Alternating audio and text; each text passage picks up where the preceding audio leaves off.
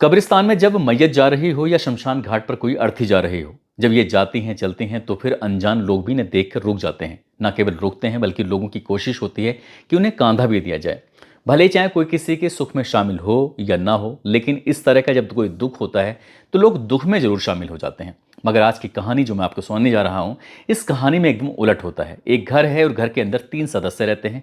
3 में से एक सदस्य की मौत हो जाती है। जब एक सदस्य की मौत हो जाती है तो इन बचे हुए बाकी 2 सदस्यों को इस मौत में शामिल होना चाहिए था। लेकिन 2 में से एक सदस्य ऐसा होता है जो विदेश जाने की तैयारी करने लगता है और अपने कपड़े वगैरह पैक करने लगता है। देखते ही देखते बात कहासुनी में बदल जाती है, और कहासुनी जब कभी कत्ल हो सकता है इस बात की किसी ने कल्पना नहीं की थी। यानी कि एक शख्स मरा हुआ है, दूसरे का कत्ल हो जाता है, और इस बात को बीते हुए लगभग 4 महीने का समय बीत जाता है।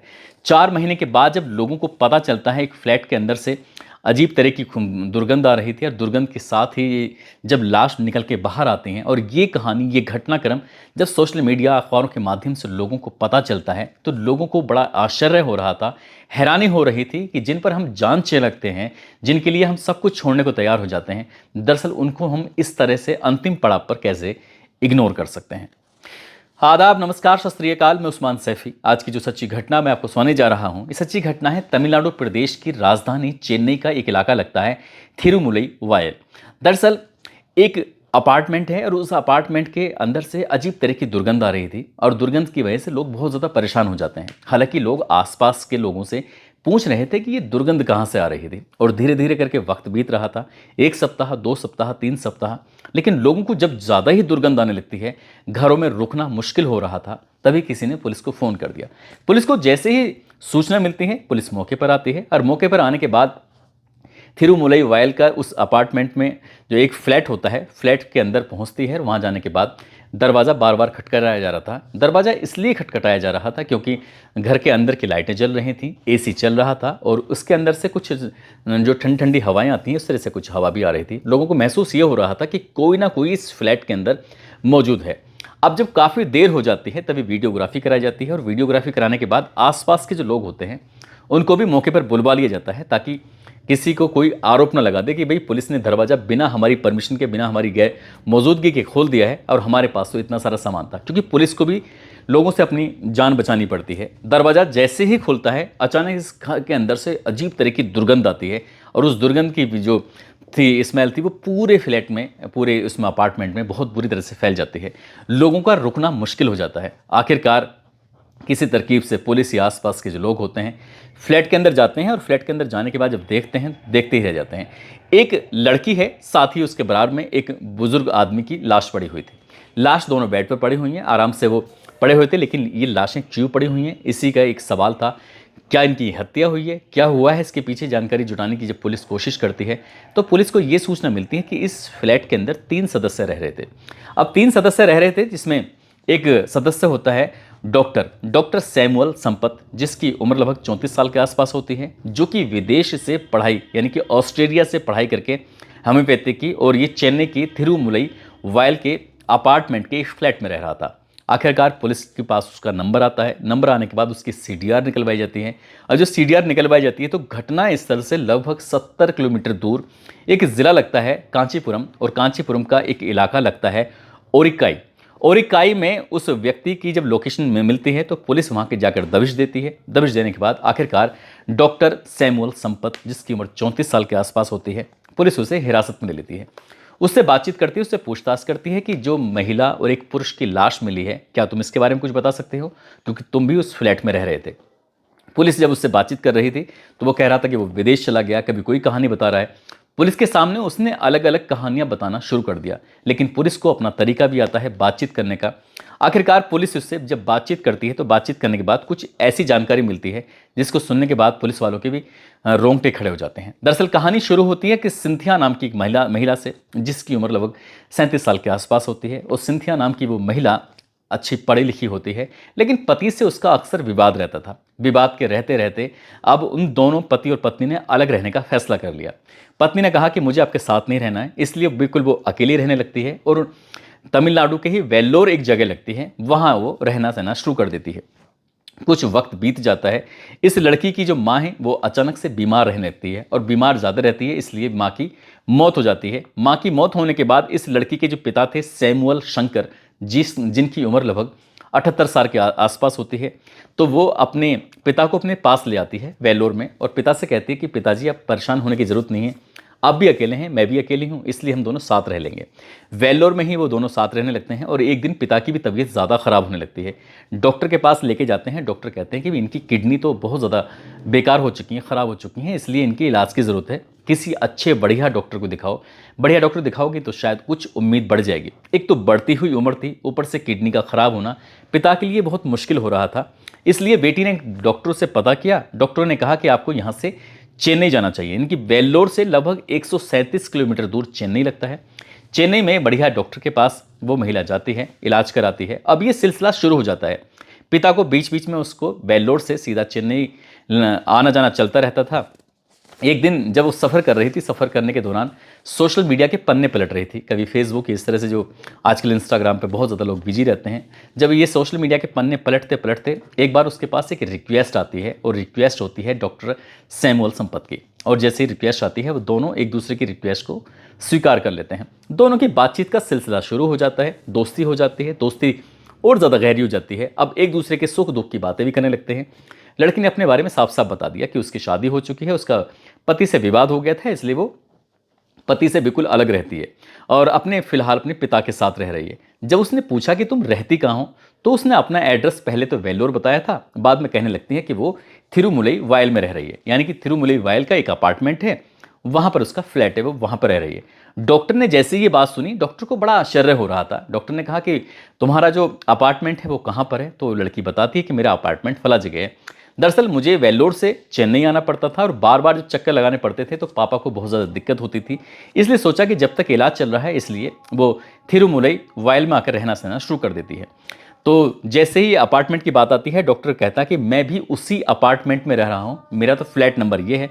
अब दोनों एक दूसरे के फ्लैट के बारे में बात करते हैं। ये बड़ी ही इत्तेफाक की बात थी कि दोनों सोशल मीडिया से एक दूसरे से मिलते हैं, लेकिन एक ही फ्लैट के अंदर। अक्सर शहरों में होता क्या है कि भले ही चाहे एक ही फ्लैट के अंदर रह रहे हैं, आमने सामने फ्लैट है, लेकिन लोग एक दूसरे को पहचान नहीं पाते, जान नहीं पाते कि सामने वाले फ्लैट में कौन है, बराबर वाले में कौन है, या फिर इस वाले फ्लैट में कौन है, या पीछे वाले फ्लैट में कौन है।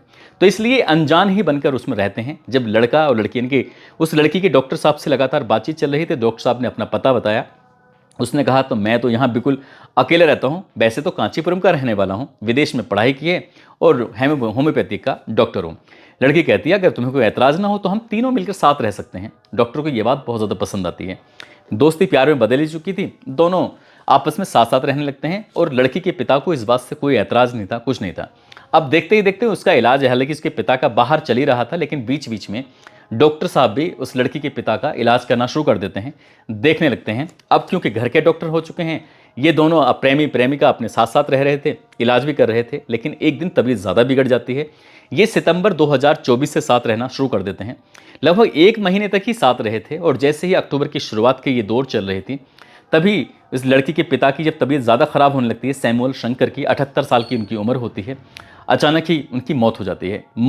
मौत के बाद अब इनके जो भी क्रियाक्रम करना था, जो भी आगे की एक औपचारिकताएं होती हैं किसी के जैसे मुसलमानों में कफन दफन होता है और हिंदुओं में शमशान घाट पर अंतिम संस्कार किया जाता है, ऐसे इनका भी अंतिम संस्कार वगैरह होना था। लेकिन जो डॉक्टर साहब होते हैं सैमुअल संपत, उन्होंने अपने जो कपड़े थे, बैग था, उसे पैक करना शुरू कर दिया। अब उस लड़की ने पूछा कि तुम अपना बैग पैक कर रहे हो, मेरे पिता मर चुके हैं, आखिरकार तुम क्या करना चाहते हो? वो कहता है कि मैं विदेश जा रहा हूँ, मुझे बहुत ज़रूरी काम है। बोले मेरे पिता की मौत पे ही तुम्हें विदेश जाना था? अरे विदेश जाना था तो 2-4 दिन के बाद चले जाते। एक तरफ तो मेरे पिता की मौत हो चुकी है और तुम ये सब क्या कर रहे हो? हो ना हो मेरे पिता की मौत के तुम ही जिम्मेदार हो। बात यहाँ तक पहुँच जाती है, उस लड़की ने अपने पिता की मौत के लिए डॉक्टर साहब को ही जिम्मेदार ठहराना शुरू कर दिया। उन दोनों में कहासुनी शुरू हो जाती है। कहासुनी हाथापाई में बदल जाती है और हाथापाई कब एक बड़ा रूप ले लेगी किसी ने सोचा भी नहीं था। दरअसल डॉक्टर साहब ने उस लड़की सिंथिया को जब जोड़ का धक्का मारा तो उसका असर जाकर दीवार में लग जाता है और दीवार के सहारे वो लड़की ऐसे ही गिर जाती है। 37 साल की जिसके आसपास की उम्र होती है, आखिरकार वो ज़मीन पर गिर जाती है। डॉक्टर साहब ने अपना बैग पूरी तरह से पैक किया और जब घर से निकलने ही वाले थे तो उन्होंने देखा उसको हिलाकर कि आखिरकार ये कोई मूवमेंट नहीं कर रही है, जैसे शुरुआत में गिरी थी वैसे ही गिरी हुई है, देखते क्या है कि वो लड़की मर चुकी थी। अब लड़की मर चुकी है, उसके पिता पहले ही मर चुके हैं। डॉक्टर साहब के जो रोंगटे थे खड़े हो जाते हैं, पैरों तले ज़मीन खिसक जाती है, सोचने पर मजबूर हो जाते हैं आखिरकार करूं तो क्या करूं। तभी उनके दिमाग में ख्याल आता है कि क्यों ना इनकी लाशों पर कुछ ऐसा केमिकल छिड़का जाए जिससे क्या अब लोगों को अचानक से एकदम से बदबू ना आए, दुर्गंध ना आए। तो इसलिए उन्होंने कुछ केमिकल का इंतज़ाम किया और केमिकल का इंतज़ाम करने के बाद उनकी लाशों पर वो लगाया और लगाने के बाद यहाँ से घर का जो एसी था वो एकदम अच्छी खासी मात्रा में चालू किया जिससे कि घर बहुत ज़्यादा ठंडा रहे और घर में एकदम से दुर्गंध ना आए। इसी तरह से अक्टूबर का महीना निकल जाता है, नवंबर का महीना निकल जाता है, दिसंबर का महीना निकल जाता है और जनवरी भी पूरा चला जाता है। जब 15 जनवरी के बाद दुर्गंध धीरे धीरे ज़्यादा बढ़ने लगती है, तब बढ़ते बढ़ते 2 सप्ताह और भी जाते हैं, यानी कि 30 जनवरी 2025 का वो दिन था जब लोगों को ज़्यादा ही दिक्कत परेशानी होने लगी। तब उन्होंने पुलिस को फ़ोन किया, पुलिस मौके पर आती है। मौके पर आने के बाद दरवाज़ा खुलवाया जाता है, उसके अंदर 2 लाशें निकलती हैं, बाप और बेटी की। कारण जब पता करने की कोशिश की जाती है तो एक डॉक्टर का नाम आता है सामने, डॉक्टर सैमुअल संपत को पुलिस जब हिरासत में लेती है, गिरफ्तार करती है, पूछताछ करती है तो इस एक कत्ल के मामले की बात सामने आती है और एक मौत की बात सामने आती है। हालांकि डॉक्टरों की जांच में ये बात सामने आई है कि एक मौत यानी कि लड़की के पिता की मौत तो सामान्य थी, लेकिन लड़की के सर में चोट लगने की वजह से उसकी मौत हुई है। पुलिस इस मामले की जांच पड़ताल में जुटी हुई है, क्या इसमें कोई और भी शामिल था या नहीं शामिल था, उसके ये पता करने के बाद, साथ ही डॉक्टर का इसमें क्या रोल है, उसके संबंधित धाराओं में मुकदमा दर्ज करने के बाद कोर्ट में चार्जशीट जाएगी और चार्जशीट ये तय करेगी कि डॉक्टर साहब को कितने साल तक सलाखों के पीछे रहना है। यदि उस दिन ऐसा कुछ हुआ था तो डॉक्टर को शायद पुलिस को फ़ोन करना चाहिए था। जितनी बात उस दिन होती शायद अब नहीं, अब ज़्यादा बड़ी बात हो चुकी है। एक कत्ल का इल्ज़ाम और दूसरा लाशें छिपाने का इल्ज़ाम, केमिकल का इस्तेमाल का इल्ज़ाम, तमाम तरह के इल्ज़ाम हैं जो सलाखों के पीछे लंबे समय तक डॉक्टर साहब की ज़िंदगी बीतना तय माना जा रहा है। दोस्तों, इस पूरे घटनाक्रम को सुनाने का उद्देश्य किसी को परेशान करना नहीं है, किसी का दिल दुखाना नहीं है, बल्कि आपको जागरूक करना है, आपको सचेत करना है। जाने अनजाने में अगर किसी से कोई ऐसे अपराध भी अगर हो जाते हैं तो कम से कम वो पुलिस का सहारा लेकर अपनी जो भी लंबी ज़िंदगी है जो सलाखों के पीछे गुजर सकती है उससे तो खैर बचे जा सकता है। ये हो सकता है कि एक हादसे के रूप में बात शामिल हो जाती, लेकिन अब ये हादसा नहीं बल्कि अब ये कत्ल का रूप ले चुका है। दोस्तों, जाते जाते सीतापुर के रहने वाली गौरी हैं, बुलंदशहर की सिमरन मलिक हैं, साथ ही गया के बसंत राज हैं और मनबीर सिंह हैं। आज इनका जन्मदिन है। इनको जन्मदिन की ढेरों सारी शुभकामनाएं, बहुत बहुत मुबारकबाद। साथ ही कुछ लोगों ने नाम लेने की अपील की है। नवादा से विशाल कुमार महतो हैं, पलवल से पंकज भाटी गुज्जर, इलाहाबाद से अहमद हुसैन खान, राजस्थान से पुष्पेंद्र सिंह, बुराना से ज्योति कुशवाहा, झारखंड से रोबिन, आजमगढ़ से पूजा शुक्ला, सूरत से रानी, धनबाद से आफ्ताफ आलम, मोहम्मद मेहताब अंसारी, मोहम्मद शहजाद उनकी पत्नी रूवी खातून जो बिहार से हैं, मंगल लाठी राजस्थान से, भरत चौधरी राजस्थान से, बबलू निषाद हमीरपुर से, बिपिन यादव मोतिहारी से, विक्रम सिंह आगरा से, पुरुषोत्तम दास मध्य प्रदेश से। आप सब लोग अपना ख्याल रखें, सुरक्षित रहें। जय हिंद, जय भारत।